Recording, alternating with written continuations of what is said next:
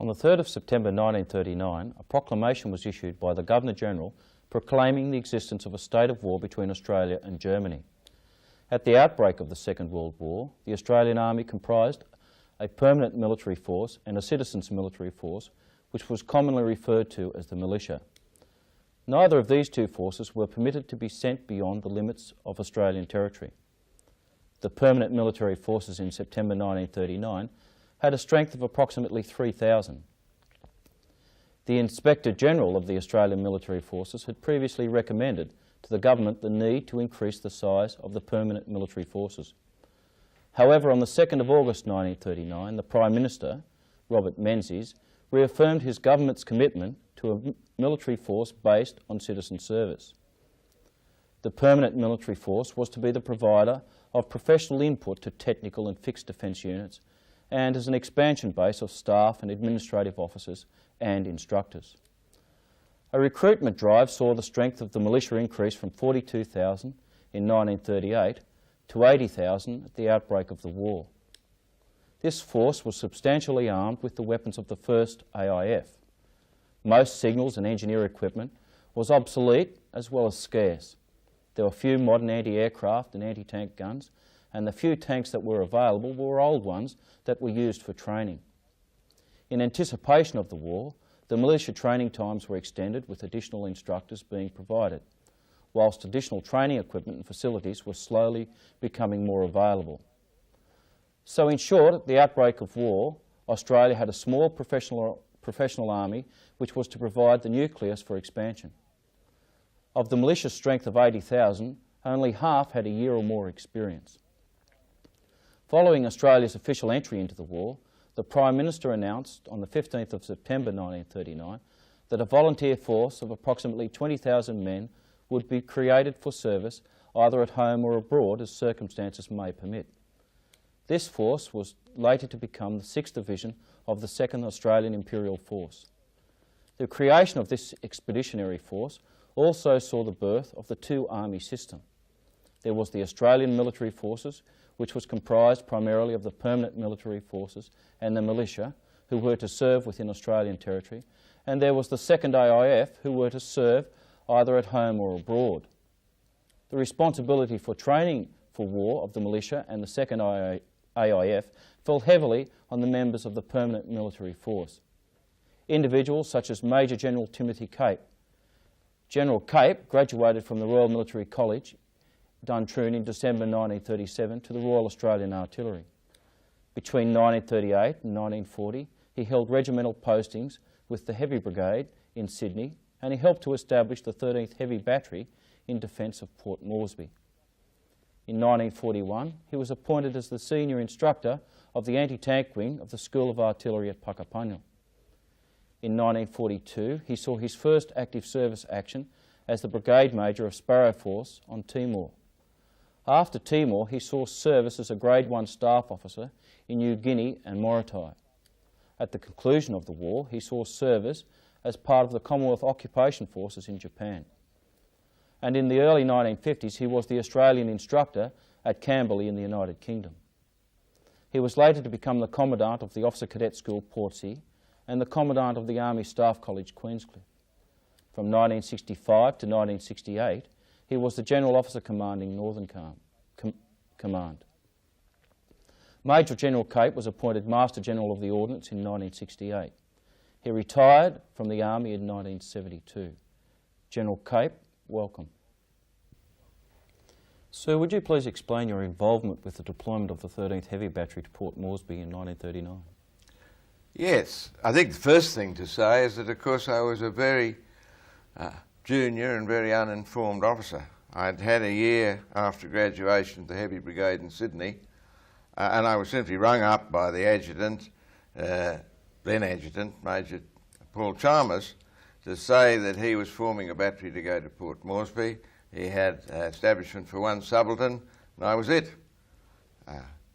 The background's interesting.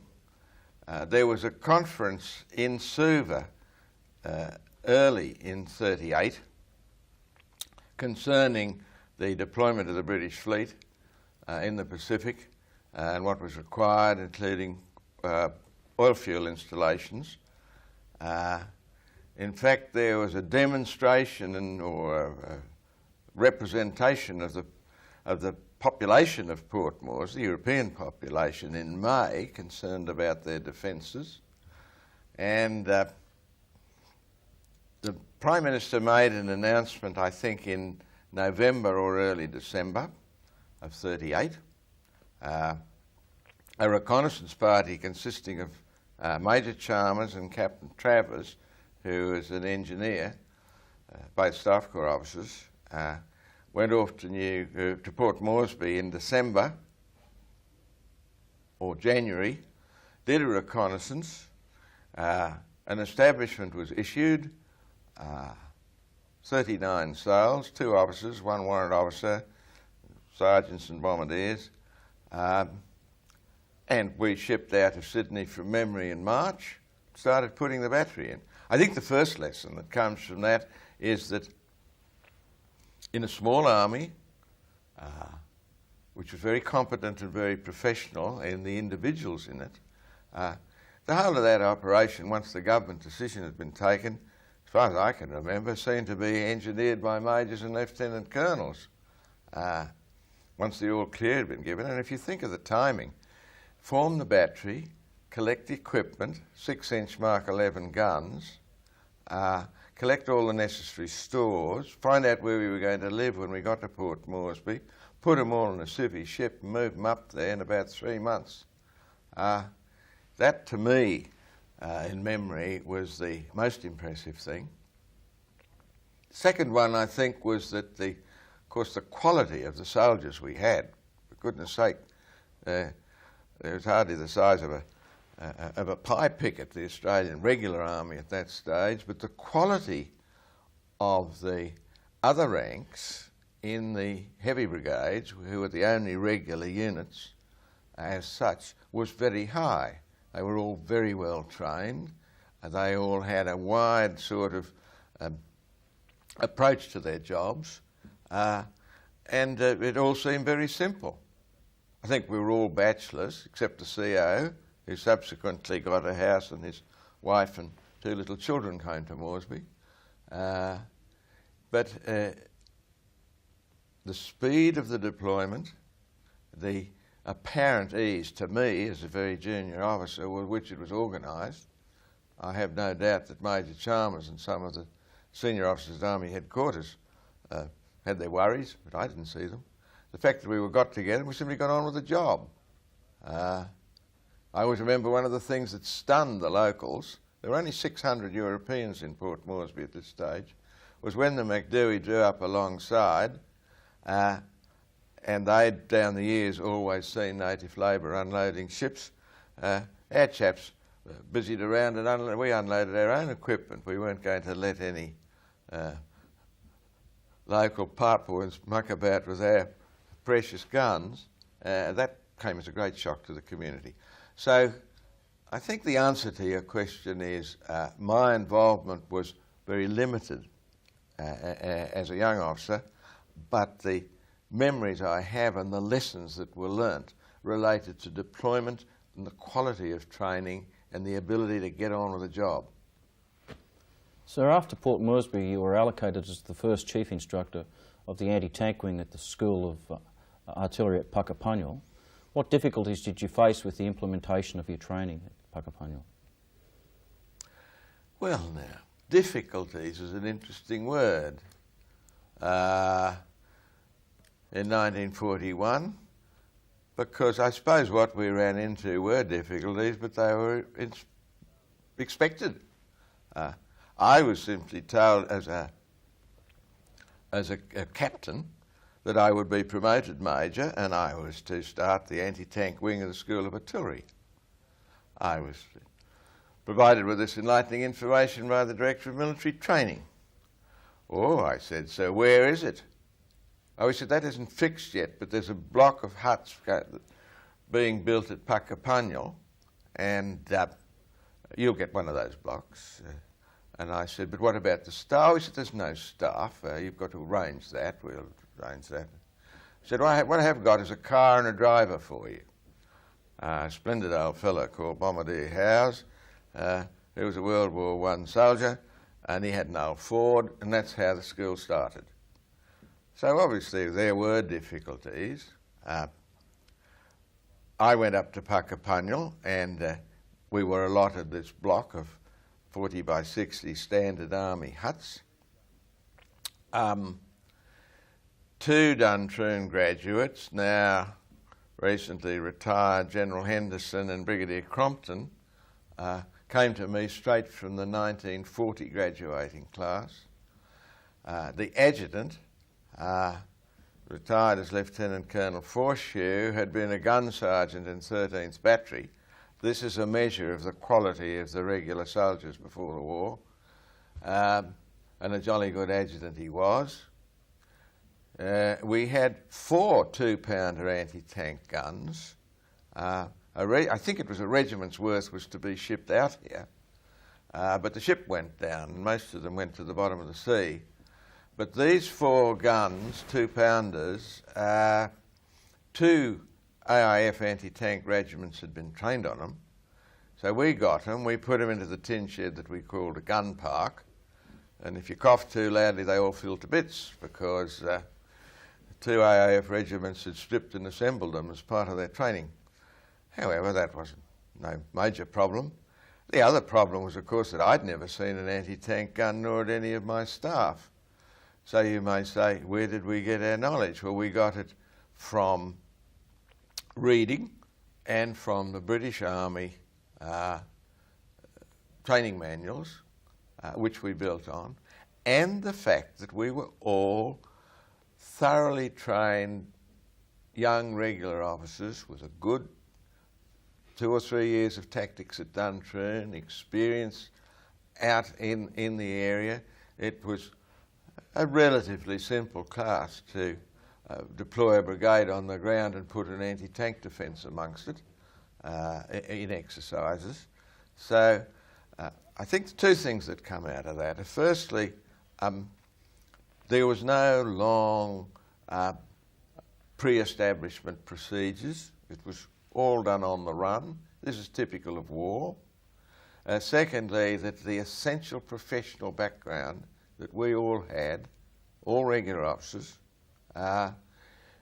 combined with the ability to read and study from the written material, which is basically British Army, and with these 4 guns, subsequently greatly reinforced by guns made in Australia by General Motors Holden's at Elizabeth and Adelaide.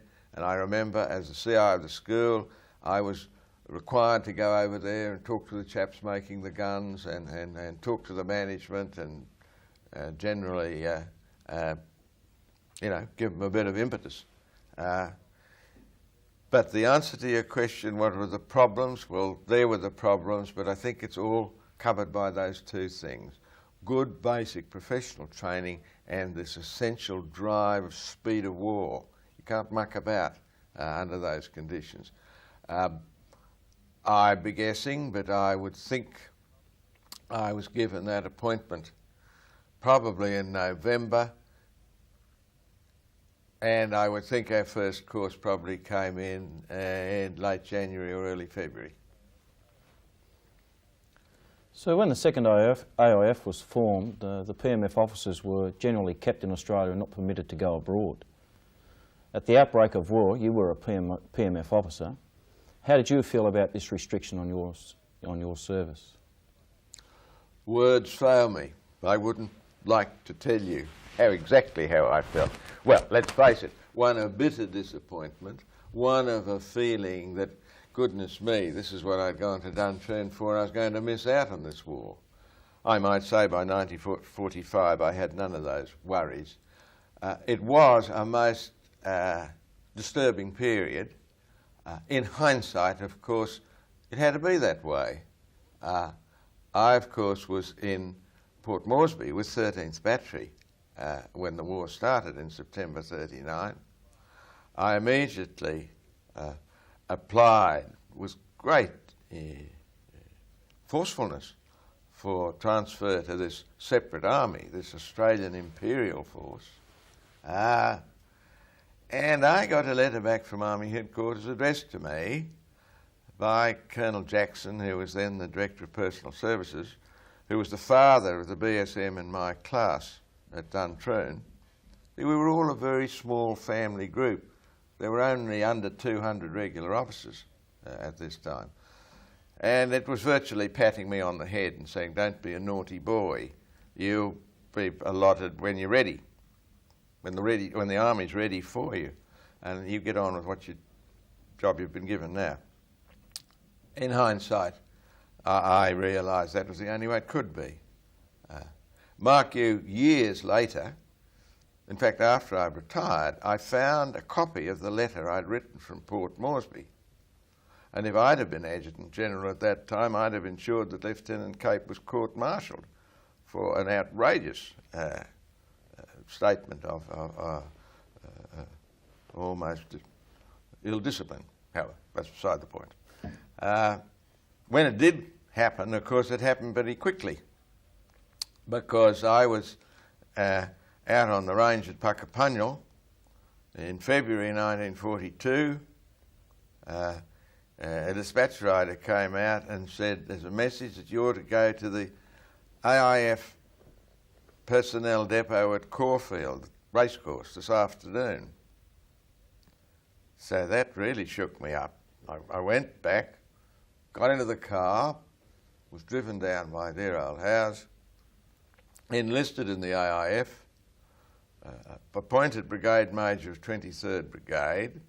2 days later, put in an aeroplane, flew to Darwin to take up my appointment, to find that the Brigade Major had been posted as Brigade Major of Sparrow Force, and he'd gone to hospital.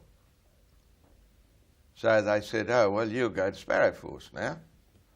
So on the 12th of February, having been enlisted 9 days in the AIF, I was flown in with the advance party of the Brigade Headquarters to Kupang, where the Japanese landed on the 19th.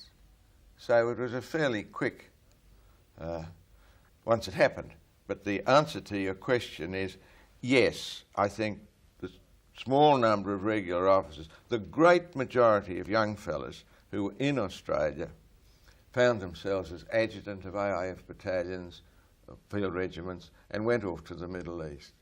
I think I was the only member of my class, perhaps one other, who didn't go to the Middle East. But that's the way the cookie crumbles. I was very upset. Your question was, how did I feel? I felt absolutely cheated. But in hindsight, I'm sure it was the way it had to be.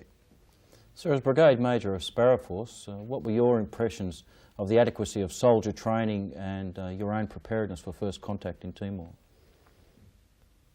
High. I was very impressed with the training as I saw it. But let me hasten to say that Sparrow Force was most unusual, both from the point of view of the soldiers and, in my case, you said what was my background, it was so atypical that one couldn't really have had any specific, in my case, training to fit into this extraordinary situation. The bulk of the soldiers were magnificently trained, were a second independent company, had been trained at Wilson Promontory, and were probably as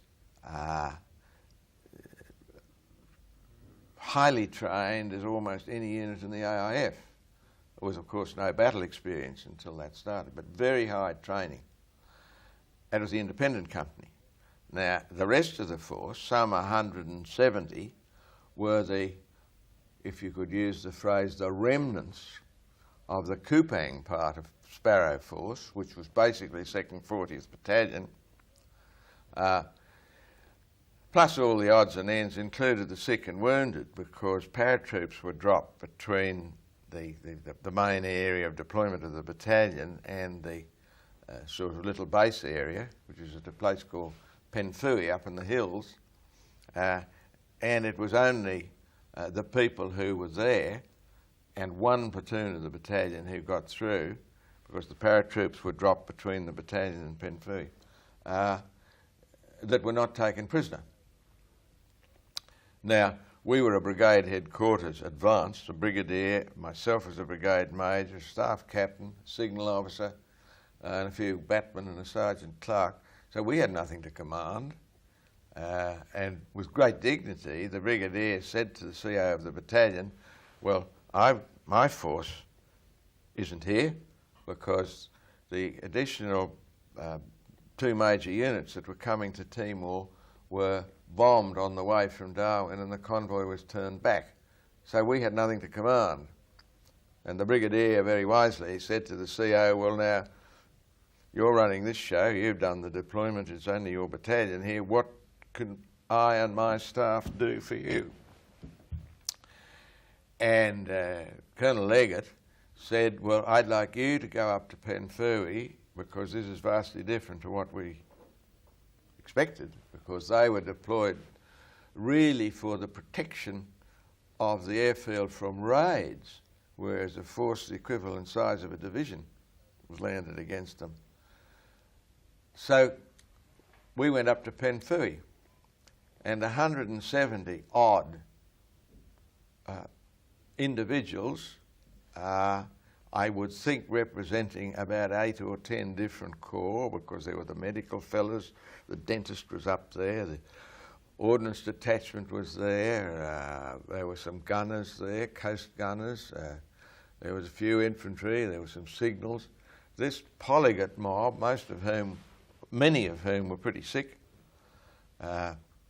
we had to organise, and we slowly moved back from the western end to the eastern end into Portuguese Timor, where we were able to link up with the independent company.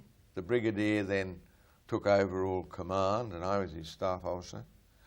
There was a fairly large Dutch component which came under us, and those 170 odd chaps were very well organised into both administrative functions and a platoon. And you're asking about training. The equivalent of a platoon, about 35 or 40 of these fellas, were organised up, NCOs from the independent company. Some were allotted to them as section commanders and things. And they were given a pretty rush but pretty effective commando training and were deployed as an additional platoon of the independent company. So the answer to your question is there was no special training germane to the Sparrow Force operation. The training of the independent company was first class. The quality of the soldiers that came up from the western end was good, and their diversified backgrounds and core loyalties, but there was sufficient there to really form into a pretty effective infantry platoon. In my case, as a young staff officer, nothing you would have learned specifically in the way how a brigade major functioned, operated. I mean, one of our major problems was the absence of paper. We had no paper. And we were getting patrol reports and incident reports written on the whites of palm leaves. We had no communications. I'm talking initially, except the Portuguese sort of administrative communications, which was mostly iron wire, one line with earth returns and pretty ancient telephones. So the formal training of a brigade major wouldn't have meant much. But I believe, in humility, the fact that I had 4 years at Duntroon as a cadet, I'd been exposed as a regular officer. One learnt to think logically, one learnt to do things with reasonable speed, one understood time and distance. They're the fundamental things which related to training, had an application in that somewhat extraordinary Sparrow Force situation. So, just keeping on Timor for a moment, you had no communications after the Japanese had landed at Kopang. How did you eventually maintain or establish communications with the Colony? Well, if you go to the War Memorial, you'll see in a glass case a thing called Winnie the War Winner. We had a very remarkable signals officer, Captain George Parker, who ended up the CSO of 7 Div at Ballypapan as a half colonel. We had some magnificent SIGs, and they had the beginnings of a set. They had a special raid into the Dili airport. They did a raid and they got some bits of the old civil aviation terminal at the airport. I'm not sufficiently technical. I think it was built around a 101 set or something. But they cut out the base of a kerosene tin. It's all built on the base of a kerosene tin. And all these nefarious bits were put together with this very competent technical knowledge of both the signals officer and Sig Lovelace and the chaps that built the thing. And the problem was batteries. We had a gold car battery, but it had to be charged. So they built a wooden wheel about 5 foot high, and they put a cowhide band round it, and they let it down to a spool about that big on the end of a car generator, so that the speed that went round from a 5 foot wheel, and then they got a couple of bongs on the thing, and they turned this wheel and charged the battery through the through the car alternator. And of course it was all Morse code, and once they got the thing going, which was towards the end of April, they tried to break into the net in Darwin, the Darwin Army net.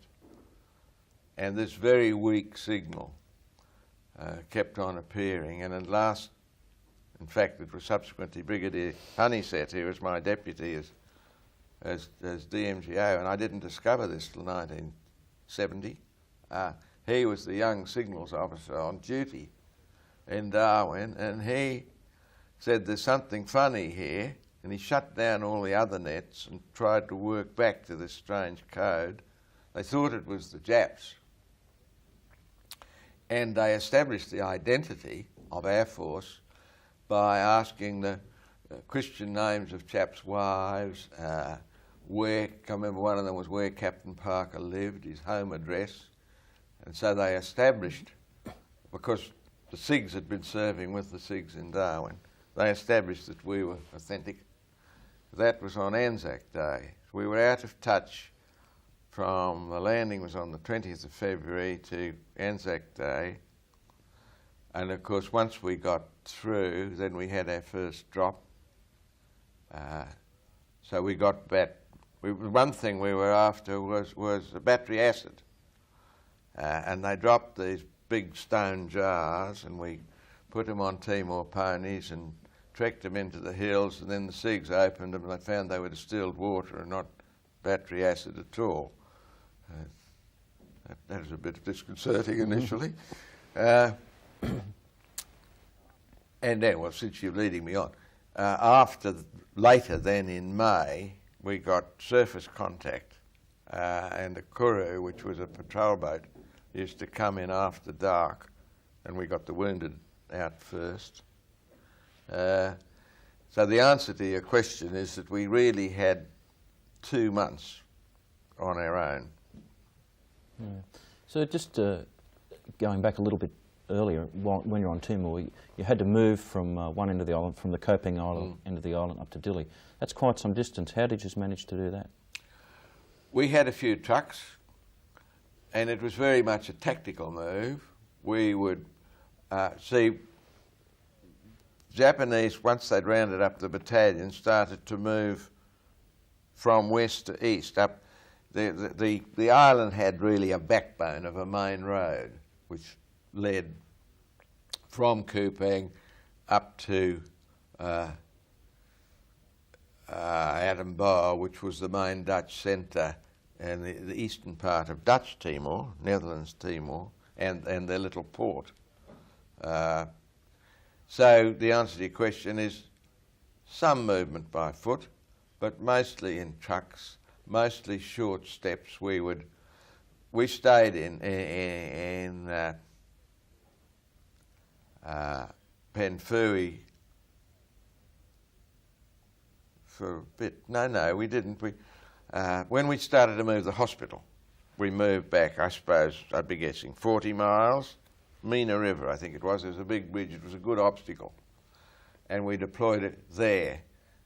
And then when the first Jap patrol started to come in and sort of feel us out, well, then we'd hopefully give them a bit of a shock and then withdraw another 50 miles. And we ended up in Attenborough as a force, but still not in touch with the independent company. We didn't know whether they'd all been rounded up or what had happened to them. But we eventually got touch with them and then moved through into the hills of Portuguese Timor. Sir, after Timor, you were one of the very first Grade 1 Air Staff officers of the war. What specialist training did you receive to prepare you for this appointment, and how was the training developed as the experience base of the Air Staff broadened? Well, the answer to your first question is, as usual, none, except this basic training of being exposed to the activities of a staff officer. The very nature of the appointment predetermined the possibility of any such training, because I was posted as a G1 operations to headquarters New Guinea Force, of which there were 2, I think, from memory, or 3, and we each had sort of segments of responsibility. And part of my responsibility was to keep an eye on the air support. And after Kokoda, when we got down towards Boona, the air support was largely being provided by an Allied Air Force, which made it very different. It was being provided in an operational environment which was totally strange to the AIF, who'd come back from the desert or Greece. Totally strange to me, because there wasn't any air support in Timor, which was my only operational experience. And actually, there were a few strikes that were not too good. And without putting too hard a word on it, I was told I was to be returned to the mainland. And I said, well, if you provide me with a tent and a telephone and a clerk and give me responsibility for this function, and I was then designated G1 Air as opposed to G1 Ops, and we'd get on with it.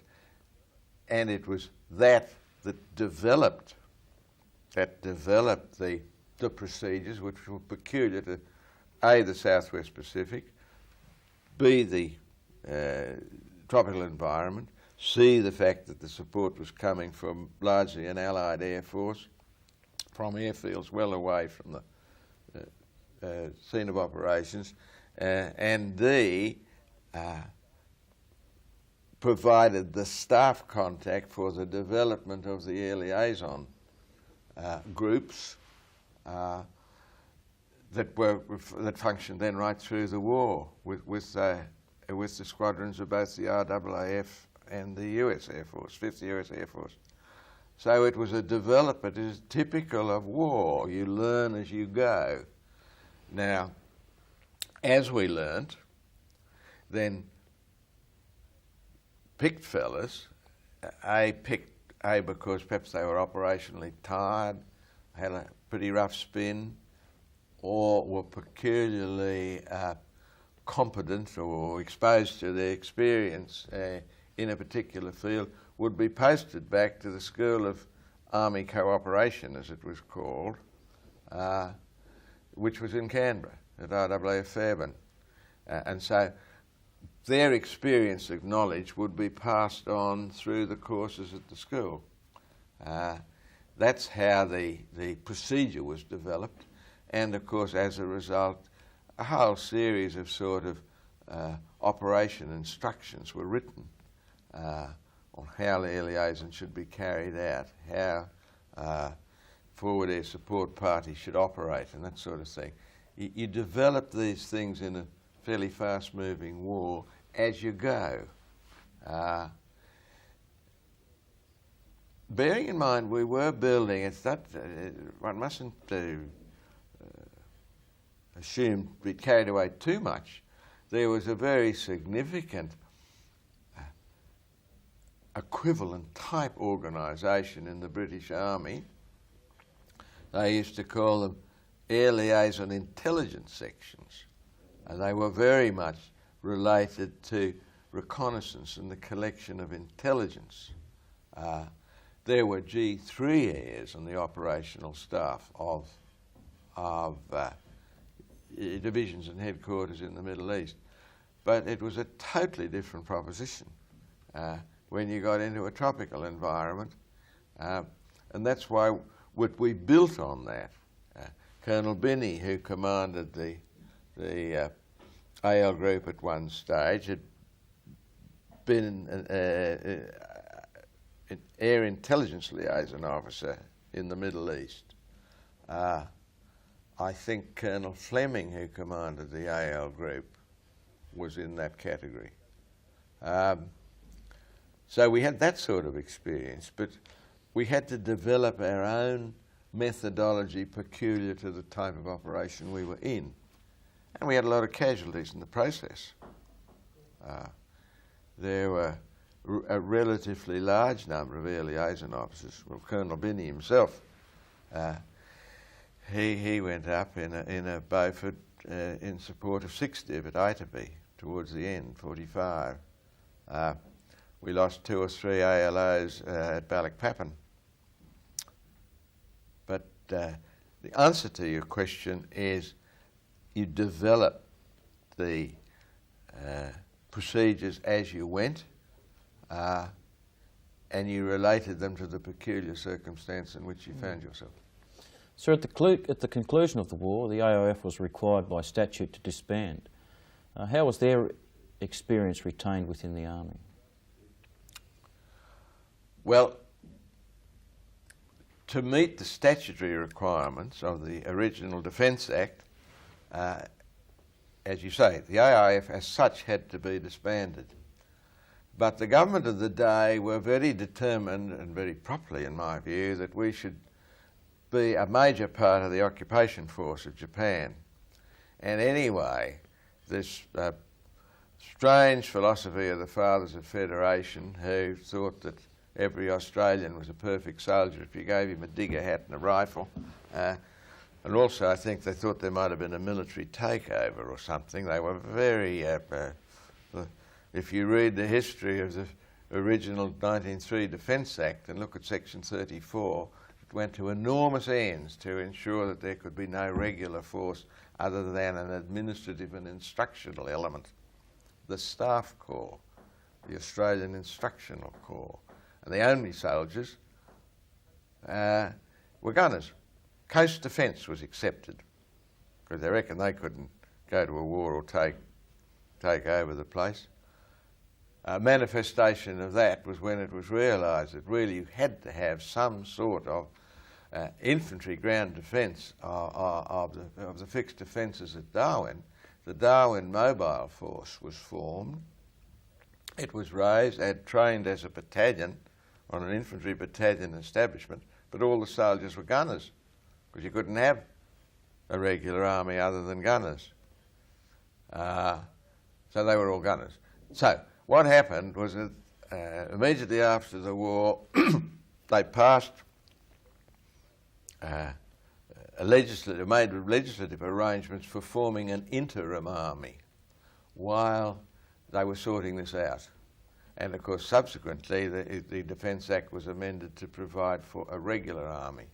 But the interim army was formed and of course one of its major areas of activity was the occupation force. So that 3 battalions were formed of the interim army. They were given the numbers that went on and on, 65, 66 and 67. they were formed by volunteers from the AIF. Each battalion was related to one of the 3 AIF divisions. They were recruited as volunteers, and they were the guts of the occupation, the Australian contribution to the occupation force. And the rest of the army, to meet the requirement, very soon followed by Korea, and then the emergency, and then confrontation, and then Vietnam. Whereas when I graduated from RMC, I think we lifted the strength of the regular officers to under about 180 or something. We wanted a lot of officers. So the answer to your question was 3 things. Firstly, the establishment of the Officer Cadet School Portsea, which really was hothoused by the requirements of Korea, by which time those 3 numbered battalions had been turned into the 1st, 2nd and 3rd Battalions of the Royal Australian Regiment, which for the first time had been brought into existence, a regular infantry regiment of the Australian Army, unheard of until that happened. The Officer Cadet School, a magnificent contribution of AIF officers who enjoyed soldiering and who stayed on. And we got very few duds out of that. They were very well selected. They made a tremendous contribution. A lot of them, as my close friends, ended up as brigadiers and colonels. They couldn't go much further because of their age, because you had in the promotions within a peacetime regular army, you had to relate it to age brackets, and of course most of them were much older than their rank equivalents in the staff corps. But they made a magnificent contribution. So that's OCS, ex-AIF officers and British Army officers. A lot of British Army officers.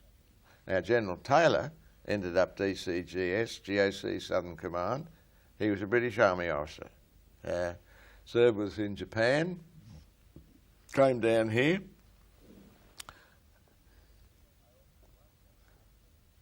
I often wonder, I think he was probably persuaded to say, come on, stay here and take a regular commission in the Australian Army. But it suited him. He'd married an Australian. And of course he was made an enormous contribution. He took over from me as Commandant at Queenscliff. And he ended up Deputy Chief of the General Staff as a Major-General when I was a Brigadier. And I didn't resent that for a moment because he was a highly competent general. So the answer to your question is the way it was handled was firstly you fellas can't realise the enormous expansion and the enormous change from being the sort of wooden water joeys for the CMF, for the militia. And I don't say that in any disrespectful way, but we were there. We were the trainers, we were the administrators. RMC stems from the original Kitchener report, which said you had to have these area officers to run the conscription. From that, we found ourselves in staff and command positions in the regular army. So you had this tremendous expansion from a very small base, and that was how it was done. OCS, AIF officers and British service officers. Sir, after the war you spent 3 years as an Australian exchange officer at Camberley in the United Kingdom. As a professional Australian officer, what were your impressions of the British training when compared to that being conducted in Australia? I think the first impression was what an enormous amount of common ground there was. We all came out of the same pea pod, we all had the same basic military background in relation to loyalties and regimental experience and mess life and all those things. That's impression one. Impression two was, of course, the huge size of the British Army and the wide variety of experience and the great size of everything, and the enormous traditional background that one run into. And the third, and I think most important thing, and I say it in humility, but with no... professionally, I was just as well trained and, as I say in humility, just as competent as any of the other 40-odd lieutenant colonels who composed the staff of the Staff College. I had no need to put my head in a bushel, hide my head in a bushel. They were first-rate chaps. They're great friends of mine. I still see them when I go to England. We had this wonderful human relationship, but the size, the breadth of experience, the tradition was most impressive. Their professional competence, and with respect mine, in some areas in a different arena. Now, one thing, for instance, here's the Staff College, Camberley, the fountain of all British Service Army knowledge. They'd really never got round to thinking much about the Pacific War. They knew very little about it. They wanted to know. They had some fellows who'd served in 14th Army in Burma, but what went on further east was a closed book to them. And from the professional point of view, how it operated, particularly in relation to the amphibious side of things, which we had a lot of experience in, air support. So I found I was being tapped to expose some of this, and in fact, coincidentally, I suppose, one of the G1 ops at the War Office in DMO was a Cameron Highlander. He was a great friend of mine. His regiment had served in Japan, who lived in Fleet near Camberley. And with the encouragement of the Commandant and his general, in fact, we did a number of presentations jointly. He, a British Army officer, and me, an Australian Army officer, on the Pacific operations. So that was one contribution, I suppose. Mark you, I followed 3 other Australians preceded me. General MacDonald in the war, General Daly, Brigadier Larkin, and then me. I got there in... I had a year on the staff of the Combined Operations School as the Australian, and then was posted to Camberley. Because the Army was pretty lousy then, and I don't think they were prepared to send a married officer with a wife and kids. It was too expensive, so they kept on posting me. And I had 4 years in England on a series of postings. I always suspect for that reason. Sir, as the Commandant of the Officer Cadet School Portsea from 1954 to 1956, you would have been able to compare the pre-war officer training to the post-war officer training. What were the similarities and the differences with this training that you observed? Well, of course, the first difference was that the RMC course in my day was a 4-year course. When I took over Portsea from General Harrison, it was a 6-month course. I did the last 6 months course because the urgency of career and the sort of establishment of the regular army had reduced considerably, and we transferred it to a 12-month course. So the first difference was length of course. Second difference was that our pre-war training was much broader. We were trained with an eye to being long service career officers in very much a staff environment. So we did much more higher level tactics, for instance. We did more administration. We had time to do military history and those sorts of things in a 4-year Duntroon course.